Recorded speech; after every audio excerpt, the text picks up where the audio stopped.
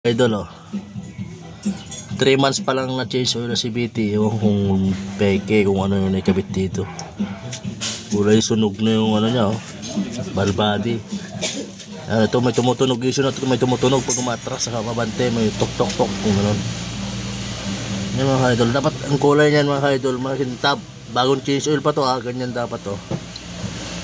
Yan. Pero pag pinunasan mo, ano, parang nagpuputik yung fluid na nailagay. Ewan ko kung fluid yung nilagay o langis. Ayan mga idol, oh. Pati yung mga pinakatubo niya. Ayan. Ayan, oh. Sprayan natin muna natin ng ano to. Try natin sprayan ng carb cleaner para malaglag yung mga dumi.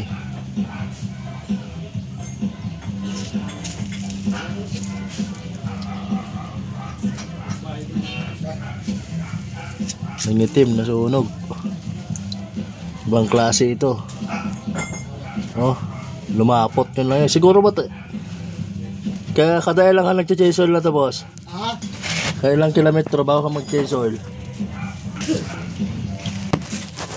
Nasa 40 yata, 60 mga ganun. 40, 60 na. Ano nga, 1 year ko nga yata bago ko napalitan yan eh.